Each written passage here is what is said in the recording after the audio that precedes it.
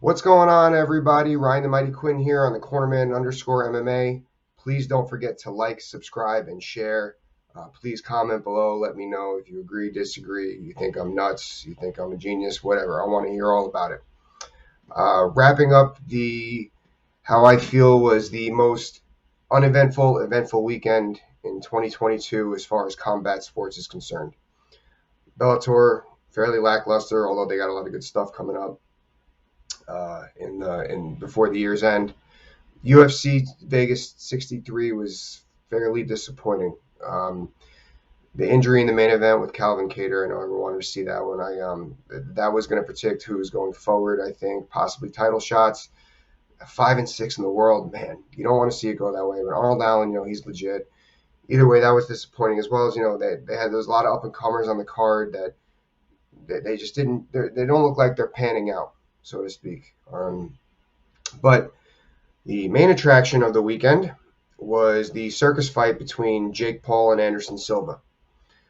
I got to be honest with you, watching the fight last night, I thought it was a clean fight. I thought it looked legit and basically based on Anderson Silva. Nothing to do with Jake Paul, but here's why. And listen, I rewatched the fight again this morning, though, as I'm doing my talking points on my notes, and I realized that this fight was not legit.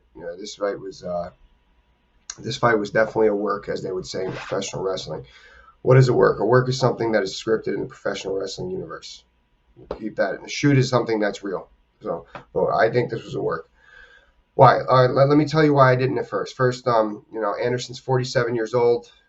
He's not the same person he was. Obviously, we knew we were getting a shell of the Spider that we saw in his UFC heyday as pound for pound the greatest MMA fighter in the world. He's traditionally a kickboxer, not a boxer. Has professional boxing experience, but he's a kickboxer first. So I didn't think we were going to get out there and see the ultimate boxing display to start. Even in the first and second round, Anderson, the knock on Anderson was he was always a slow starter in his career. He always was. He was always just trying to find that pinpoint. Where's the mistake to make? So I didn't think anything of that in the first and second round. In the second round, he had his what I call false aggression, wheeling his arms, that facial expression, peacocking, like a peacock. I'm going to show you I'm going to do all this, but I'm really not going to do anything. So that's what I saw there. So that's why as the fight went on, I was like, eh. And then the drop happened. I don't know. The angle I saw with the drop, it really didn't look like Jake Paul connected with that right hand. But I was like, maybe Anderson was just off balance. He likes to do his head movement like that, and that's tough to do in boxing. And then, like I said, after I rewatched the fight and I'm writing my talking points on the technique displayed, I was like, man, I had to throw it down. This fight was a work. This fight was staged. This fight was rigged without question. Anderson's body language overall reminded me of a former or retired Major League Baseball player at a Sunday softball tournament with his buddies.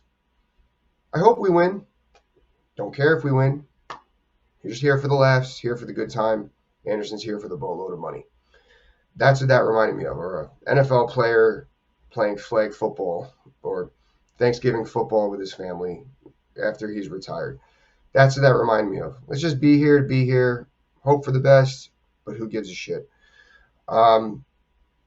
So ultimately, though, the biggest thing that led me to believe that this fight was what I said it was a work, not rigged. I mean, it was a work, rigged, whatever. I hate using the word rigged, but that's what it looks like. Was the mistakes that the world-class, one of the greatest striking mixed martial artists of all time, let Jake Paul get away with during this fight. Now, Jake Paul had the right idea, leading with the straight right to the body, trying to throw the left hook up top. But that's what you do against someone in an opposite stance. You learn that your first 2 weeks of boxing. Now, what I started to notice was Jake Paul just consistently kept circling to Anderson's power, consistently kept circling to into Anderson's left hand. And I was like, well, what the heck? And Anderson was doing nothing about it. Anderson wasn't doing any forward. He was just kind of standing there. And that's the other thing is like as a counter striker, Anderson was coming forward like this a lot, just letting those points add up on Jake Paul's side with the body shots, the hooks up top. Um, Anderson did nothing about it, and the times that it did nothing about Jake circling into the power. And the times that this is the ultimate is, and this is hard to explain unless we're on the boxing mat, on the boxing ring, but when you're going against somebody of an opposite stance, you got to win the battle of having your foot on the outside of their lead foot. So if you're in a right-handed orthodox stance, you want your lead left to be winning the outside of their lead right foot, like this. I don't know. You can't really see that. You can't really see that. All right. Let's say that this is your opponent's foot. This is where my foot's got to be. Okay. What does that do? That cuts them off, and that allows for the right uppercuts, the left uppercuts, the hook, the straight. The hooks, the uppercuts, the straight right hands on your angle, the left hooks, the liver shots. That's all for you now that you're winning that. And that was the other thing that Jake Paul didn't capitalize a whole lot on. He didn't really, and Anderson just kind of like, he shook it off a little bit, but Jake did connect with some of those body shots. And that was the ultimate tell for me that Anderson was just carrying this fight. Anderson was just in there to be a legitimate name for this guy to get his name up on. And he just, that was it. Anderson was carrying him across the finish line. Anderson carried the fight like this. He carried Jake Paul like this to the victory. And now, like I said, we'll talk about the drop for a minute. Now, I don't know. Every angle I saw looked like that Jake Paul really didn't connect with that right hand. And, at first, like I said, Anderson used to like to, when he got knocked out by Chris Weidman, he was moving his head like this. I felt maybe he was off balance in the boxing stance. But then I was like, man, that looked like too much of a flash knockdown. It didn't look legit. So I just thought that was the in boxing, the 10-9 system, if you get knocked down, you get a point deducted to avoid the draw. That's what I felt. To give Jake the extra point to get the victory as Anderson was starting to win the later rounds. Now, this fight was also a tell that Jake Paul, all he did was some flashy mitt work for this camp. It really did. By watching that, he definitely did not spar with any legitimate southpaws, maybe any legitimate boxers per se, because of the way his fundamentals were. Not winning that outside foot, circling to the power, not using any lateral movement. Against somebody like if I were Jake Paul, I would try to be training to fight the best Anderson Silva imaginable. If I was doing that, I know I'm not going to be able to come forward or win the counter-striking battle, which Anderson came forward and, didn't show much counter-striking in the fight. I'll be working on my lateral footwork to try to paint him into a corner, to try to land those, fighting the telephone booth, which Jake kind of did. But on top of that, if I'm going against a rangier southpaw, you can look up any fight. Tyron Woodley was actually really good at this.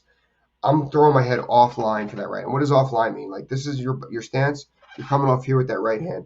I'm throwing my head offline to create an awkward angle to get in, to sneak through the guard of that left-handed fighter. Anderson had low left hands in the fight. He's done that too. That doesn't mean anything. But I didn't see any head offline shots by Jake. Actually, I saw a lot of head up shots by Jake that the counter-striking legend Anderson Silva didn't capitalize on. So there was just so many tells here. And leading in, it makes me believe that Jake Paul is not a legitimate fighter still. I think that this was a legitimate name to carry him over. The fundamentals I mentioned, if you watch on all his straight punches, he never hit his chin behind it. His chin was in the air. His weight was falling forward on his punches, and just the footwork is not there. He didn't really cross his feet, but I don't really. You can't cross your feet, but unless it's obvious, I don't really fault fighters when that happens. Because it happens sometimes. But he didn't look like he was. He didn't cross his feet, but he didn't look like he was creating the angles he should have, or showing the discipline to try to paint Anderson into a corner to land those body shots inside the telephone booth, as we say. So I don't see Jake. I don't see. I mean, I think that this might have potentially raised the stock of the promotion, which was probably the game plan. I don't think it raised his stock as a formidable fighter. people, then again, people still just want to see Jake Paul lose. They still want to say, oh, this guy, when's he going to fight somebody legitimate in their prime, or this, or he's in his prime, but he's not a striker. They're still doing that. They're still doing a great job with that. So he called out Nate Diaz. I think that Nate Diaz is not a good fight for him just because of Nate Diaz's volume. He's not a clean striker, but Nate's always in shape. He's tough as hell. He doesn't get knocked down easy, and he's got crazy range and awkward angles for Jake Paul to calculate. And that volume, it's going to be like swatting flies for the 10 or 12 rounds, whatever they choose to do. This was an 8-round fight with Anderson, which I thought was funny as well. It's almost like, why didn't you have the 9-round tiebreak? Whatever. I mean, I know boxing, they don't really like to go the uneven rounds, but I think that's going to be the ultimate fight for MMA fans to buy, is the Jake Paul Nate Diaz fight. I know Uriah Hall said he'd fight Jake. I don't think Jake would do that fight. I think Uriah is a little bit more of a dangerous matchup as well. But anyway, that's what I got, guys. We got a lot of good stuff coming up. UFC 281 right around the corner. Bellator's finishing out the year strong. And that's it. Let me know. Again, please like, subscribe, and share. Comments. Let me know what you think. Have a good one, guys.